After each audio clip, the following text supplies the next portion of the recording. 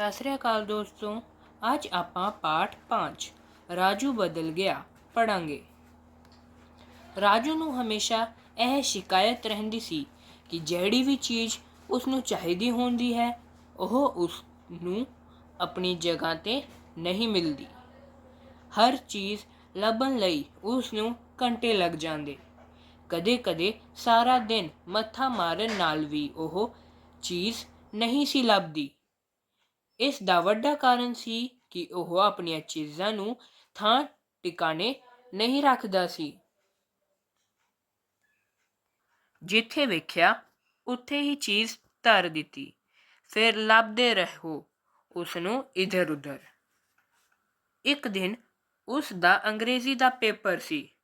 ਉਸ ਨੂੰ ਨਾ ਤਾਂ ਆਪਣੇ ਪੈਨ ਮਿਲ ਰਿਹਾ ਸੀ ਤੇ ਹੀ ਸਿਆਹੀ। ਉਸ ਦੀਆਂ ਪੈਨਸਿਲਾਂ, ਸਕੇਲ, ਰਬੜ ਅਤੇ ਜਿਓਮੈਟਰੀ ਬਾਕਸ ਵੀ ਨਹੀਂ ਲੱਭ ਰਹੀ ਸੀ। ਲੱਭਦੇ ਬਹੁਤ ਦੇਰ ਹੋ ਗਈ। ਉਹ ਪੇਪਰ ਦੇਣ ਲਈ ਬਹੁਤ ਦੇਰ ਨਾਲ ਪਹੁੰਚਿਆ।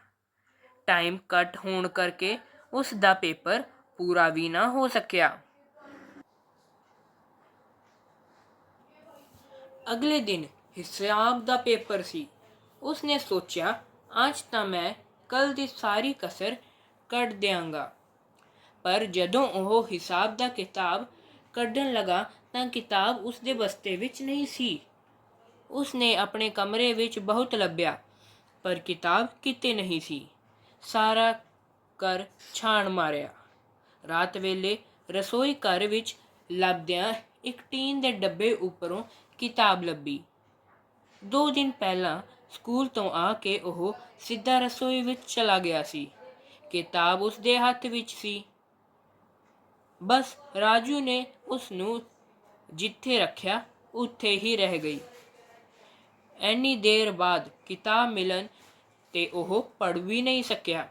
ਅਗਲੇ ਦਿਨ ਉਸ ਦਾ ਹਿਸਾਬ ਦਾ ਪੇਪਰ ਵੀ ਬਹੁਤ ਮਾੜਾ ਹੋਇਆ।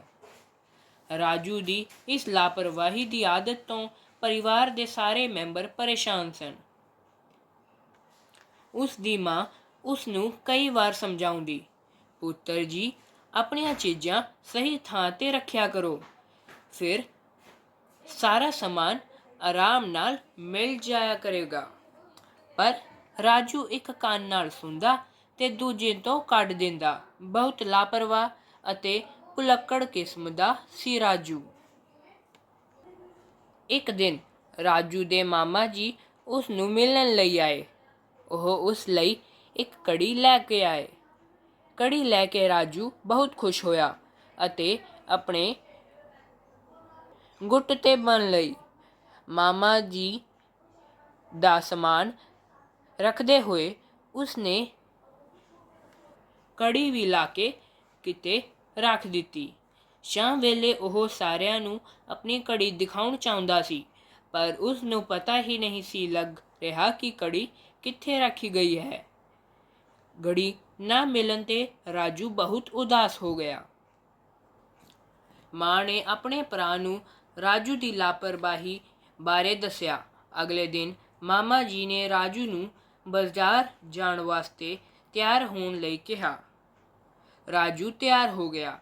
ਮਾਮਾ ਜੀ ਵੀ ਤਿਆਰ ਹੋ ਕੇ ਆ ਗਏ।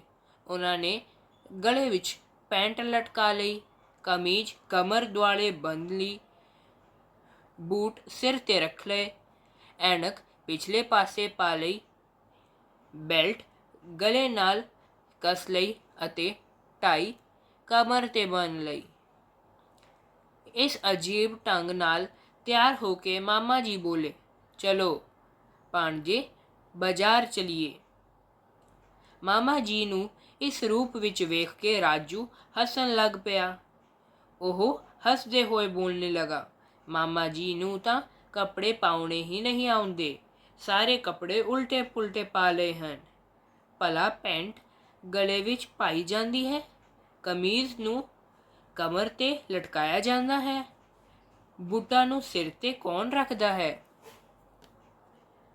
ਰਾਜੂ ਦੀ ਗੱਲ ਸੁਣ ਕੇ ਮਾਮਾ ਜੀ ਵੀ ਜ਼ੋਰ-ਜ਼ੋਰ ਨਾਲ ਹੱਸਣ ਲੱਗ ਪਏ। ਕਹਿਣ ਲੱਗੇ, ਵਾਹ ਜੀ ਵਾਹ, ਸਾਡੇ ਰਾਜੂ ਜੀ ਵੀ ਤਾਂ ਆਪਣੀਆਂ ਚੀਜ਼ਾਂ ਉਲਟੀ ਸਿੱਧੀ ਥਾਂ 'ਤੇ ਰੱਖਦੇ ਹਾਂ। ਆਪਣੀ ਹਿਸਾਬ ਦੀ ਕਿਤਾਬ ਰਸੋਈ ਘਰ ਵਿੱਚ ਕੌਣ ਰੱਖਦਾ ਹੈ? ਆਪਣੇ ਬੂਟ ਭਲਾ ਗੁਆਂਢੀਆਂ ਦੇ ਘਰ ਕੌਣ ਛੱਡ ਕੇ ਆਉਂਦਾ ਹੈ? ਆਪਣੀ ਸਕੂਲ ਦੀ ਵਰਦੀ ਰਜਾਈ ਥੱਲੇ ਕੌਣ ਰੱਖਦਾ ਹੈ? ਪਰ ਸਾਡੇ ਰਾਜੂ ਜੀ ਤਾਂ ਇਸ ਤਰ੍ਹਾਂ ਹੀ ਕਰਦੇ ਹਨ। ਇਹਨਾਂ ਦੇ ਖਿਡੌਣੇ ਕਿਤਾਬਾਂ 'ਤੇ ਪਏ ਹੁੰਦੇ ਹਨ। ਹੋ ਸਕਦਾ ਹੈ ਇਹਨਾਂ ਦੇ ਬੂਟ ਰਸੋਈ ਘਰ ਵਿੱਚ ਪਿਆ ਪਲੇਟਾਂ ਉੱਤੇ ਪਏ ਮਿਲਣ। ਆਪਣੇ ਨਾਲ ਹੋਏ ਮਜ਼ਾਕ ਨੂੰ ਸੁਣ ਕੇ ਰਾਜੂ ਬਹੁਤ ਸ਼ਰਮਸਾਰ ਹੋਇਆ। ਉਸ ਨੂੰ ਸਮਝ ਆ ਗਿਆ ਕਿ ਚੀਜ਼ਾਂ ਨੂੰ ਸਹੀ ਟਿਕਾਣੇ 'ਤੇ ਹੀ ਰੱਖਣਾ ਚਾਹੀਦਾ ਹੈ। ਉਸ ਦਿਨ ਤੋਂ ਬਾਅਦ ਉਹ ਆਪਣਾ ਸਾਰਾ ਸਮਾਨ ਸਹੀ ਥਾਂ 'ਤੇ ਟਿਕਾ ਕੇ ਰੱਖਣ ਲੱਗਾ। ਹੁਣ ਅਸੀਂ ਪਾਠ ਵਿੱਚੋਂ ਕੁਝ ਪ੍ਰਸ਼ਨ ਉੱਤਰ ਕਰਾਂਗੇ। ਠੀਕ ਵਾਕਾਂ ਅੱਗੇ ਸਹੀ ਤੇ ਗਲਤ ਅੱਗੇ ਗਲਤ ਦਾ ਨਿਸ਼ਾਨ ਲਗਾਓ। ਪਹਿਲਾ, ਰਾਜੂ ਨੂੰ ਆਪਣੀਆਂ ਚੀਜ਼ਾਂ ਲੱਭਣ ਲੱਗਿਆਂ ਕਈ ਘੰਟੇ ਲੱਗ ਜਾਂਦੇ। ਸਹੀ। ਦੂਜਾ, ਰਾਜੂ ਦਾ ਹਿਸਾਬ ਦਾ ਪੇਪਰ ਬਹੁਤ ਵਧੀਆ ਹੋਇਆ। ਗਲਤ। ਤੀਜਾ, ਰਾਜੂ ਦੀ ਲਾਪਰਵਾਹੀ ਤੋਂ ਸਾਰੇ ਪਰਿਵਾਰ ਵਾਲੇ ਖੁਸ਼ ਸਨ। ਗਲਤ। ਚੌਥਾ, ਮਾਮਾ ਜੀ ਨੂੰ ਅਜੀਬ ਢੰਗ ਨਾਲ ਤਿਆਰ ਹੋਇਆ ਵੇਖ ਕੇ ਰਾਜੂ ਹੱਸਣ ਲੱਗਾ। ਸਹੀ। ਪਾਂਚਵਾਂ, ਮਾਮਾ ਜੀ ਨੂੰ ਰਾਜੂ ਨੂੰ ਉਸ ਦੀ ਗਲਤੀ ਦਾ ਅਹਿਸਾਸ ਕਰਵਾਇਆ। ਸਹੀ। ਖਾਲੀ ਥਾਵਾਂ ਭਰਨ ਲਈ ਸਹੀ ਵਿਕਲਪ ਚੁਣੋ। ਰਾਜੂ ਇੱਕ ਲਾਪਰਵਾਹ ਮੁੰਡਾ ਸੀ। ਰਾਜੂ ਆਪਣੀਆਂ ਚੀਜ਼ਾਂ ਨੂੰ ਥਾਂ ਟਿਕਾਣੇ ਨਹੀਂ ਰੱਖਦਾ ਸੀ। ਹਿਸਾਬ ਦੀ ਕਿਤਾਬ ਰਸੋਈ ਘਰ ਵਿੱਚੋਂ ਇੱਕ ਟੀਨ ਦੇ ਡੱਬੇ ਉੱਪਰ ਮਿਲੀ। ਮਾਮਾ ਜੀ ਰਾਜੂ ਲਈ ਘੜੀ ਲਿਆਏ।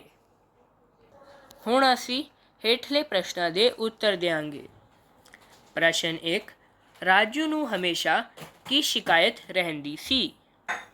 ਉੱਤਰ, ਰਾਜੂ ਨੂੰ ਹਮੇਸ਼ਾ ਇਹ ਸ਼ਿਕਾਇਤ ਰਹਿੰਦੀ ਸੀ ਕਿ ਜਿਹੜੀ ਵੀ ਚੀਜ਼ ਉਸ ਨੂੰ ਚਾਹੀਦੀ ਹੁੰਦੀ ਹੈ ਉਹ ਉਸ ਨੂੰ ਆਪਣੀ ਜਗ੍ਹਾ 'ਤੇ ਨਹੀਂ ਮਿਲਦੀ। ਪ੍ਰਸ਼ਨ 2, ਰਾਜੂ ਨੂੰ ਆਪਣੀਆਂ ਚੀਜ਼ਾਂ ਆਸਾਨੀ ਨਾਲ ਕਿਉਂ ਨਹੀਂ ਲੱਭਦੀਆਂ ਸਨ? ਉੱਤਰ, ਰਾਜੂ ਨੂੰ ਆਪਣੀਆਂ ਚੀਜ਼ਾਂ ਆਸਾਨੀ ਨਾਲ ਇਸ ਲਈ ਨਹੀਂ ਲੱਭਦੀਆਂ ਸਨ ਕਿਉਂਕਿ ਉਹ ਜਿੱਥੇ ਵੇਖਿਆ ਉੱਤੇ ਹੀ ਚੀਜ਼ ਧਰ ਦਿੱਤਾ, ਫਿਰ ਲੱਭਦੇ ਰਹੋ ਉਸਨੂੰ ਇੱਧਰ ਉੱਧਰ। ਪ੍ਰਸ਼ਨ 3, ਬਾਜ਼ਾਰ ਜਾਣ ਲਈ ਮਾਮਾ ਜੀ ਕਿਵੇਂ ਤਿਆਰ ਹੋਏ? ਬਾਜ਼ਾਰ ਜਾਣ ਲਈ ਮਾਮਾ ਜੀ ਨੇ ਗਲ ਵਿੱਚ ਪੈਂਟ ਲਟਕਾ ਲਈ, ਕਮੀਜ਼ ਕਮਰ ਦੁਆਲੇ ਬੰਨ੍ਹ ਲਈ, ਬੂਟ ਸਿਰ 'ਤੇ ਰੱਖ ਲਏ, ਐਨਕ ਪਿਛਲੇ ਪਾਸੇ ਪਾ ਲਈ, ਬੈਲਟ ਗਲੇ ਨਾਲ ਕੱਸ ਲਈ ਅਤੇ ਟਾਈ ਕਮਰ 'ਤੇ ਬੰਨ੍ਹ ਲਈ। ਚੌਥਾ, ਮਾਮਾ ਜੀ ਨੇ ਰਾਜੂ ਦਾ ਮਜ਼ਾਕ ਕਿਵੇਂ ਉਡਾਇਆ? ਉਸ ਦਾ ਇਸ 'ਤੇ ਕੀ ਅਸਰ ਹੋਇਆ? ਰਾਜੂ ਦੇ ਮਾਮਾ ਜੀ ਕਹਿਣ ਲੱਗੇ, ਵਾਹ ਜੀ ਵਾਹ, ਸਾਡੇ ਰਾਜੂ ਵੀ ਤਾਂ ਆਪਣੀਆਂ ਚੀਜ਼ਾਂ ਉਲਟੀ ਸਿੱਧੀ ਥਾਂ 'ਤੇ ਰੱਖਦੇ ਹਨ। ਆਪਣੀ ਹਿਸਾਬ ਦੀ ਕਿਤਾਬ ਰਸੋਈ ਘਰ ਵਿੱਚ ਕੌਣ ਰੱਖਦਾ ਹੈ? ਆਪਣੇ ਬੂਟ ਭਲਾ ਗੁਆਂਢੀਆਂ ਦੇ ਘਰ ਕੌਣ ਛੱਡ ਕੇ ਆਉਂਦਾ ਹੈ? ਆਪਣੀ ਸਕੂਲ ਦੀ ਵਰਦੀ ਰਜਾਈ ਥੱਲੇ ਕੌਣ ਰੱਖਦਾ ਹੈ? ਪਰ ਸਾਡੇ ਰਾਜੂ ਜੀ ਤਾਂ ਇਸ ਤਰ੍ਹਾਂ ਹੀ ਹੈ। ਇਹ ਸੁਣ ਕੇ ਉਸ ਨੂੰ ਸਮਝ ਆ ਗਿਆ ਕਿ ਚੀਜ਼ਾਂ ਨੂੰ ਸਹੀ ਟਿਕਾਣੇ 'ਤੇ ਹੀ ਰੱਖਣਾ ਚਾਹੀਦਾ ਹੈ ਤੇ ਉਸ ਦਿਨ ਤੋਂ ਬਾਅਦ ਉਹ ਆਪਣਾ ਸਾਰਾ ਸਮਾਨ ਸਹੀ ਥਾਂ 'ਤੇ ਟਿਕਾ ਕੇ ਰੱਖਣ ਲੱਗਾ। ਪ੍ਰਸ਼ਨ 5, ਰਾਜੂ ਬਦਲ ਗਿਆ ਪਾਠ ਤੋਂ ਤੁਹਾਨੂੰ ਕੀ ਸਿੱਖਿਆ ਮਿਲਦੀ ਹੈ? ਰਾਜੂ ਬਦਲ ਗਿਆ ਪਾਠ ਤੋਂ ਸਾਨੂੰ ਇਹ ਸਿੱਖਿਆ ਮਿਲਦੀ ਹੈ ਕਿ ਸਾਨੂੰ ਆਪਣਾ ਸਮਾਨ ਸਹੀ ਥਾਂ 'ਤੇ ਟਿਕਾ ਕੇ ਰੱਖਣਾ ਚਾਹੀਦਾ ਹੈ। ਸ਼ਬਦ ਭੰਡਾਰ। ਟਾਈ ਬੈਲਟ, ਸੂਈ धागा, कलम स्याही,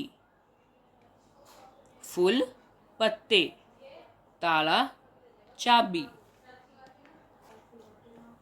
ਜਿਹੜਾ ਕਿਸੇ ਵੀ ਗੱਲ ਵੱਲ ਧਿਆਨ ਨਾ ਦੇਵੇ ਉਸ ਨੂੰ ਡੈਸ਼ ਕਹਿੰਦੇ ਹਨ। ਬੇਧਿਆਨਾ। ਜਿਹੜਾ ਪੜ੍ਹਨਾ ਲਿਖਣਾ ਨਾ ਜਾਣਦਾ ਹੋਵੇ ਉਸ ਨੂੰ ਡੈਸ਼ ਕਹਿੰਦੇ ਹਨ। ਅਨਪੜ੍ਹ। ਜਿਸ ਨੂੰ ਭੁੱਲ ਜਾਣ ਦੀ ਆਦਤ ਹੋਵੇ ਉਸ ਨੂੰ ਡੈਸ਼ ਕਹਿੰਦੇ ਹਨ। ਭੁਲੱਕੜ। ਜਿਹੜਾ ਕੰਮ ਕਰਨ ਤੋਂ ਜੀ ਚੁਰਾਏ ਉਸ ਨੂੰ ਕਹਿੰਦੇ ਹਨ ਕਾਮਚੋਰ।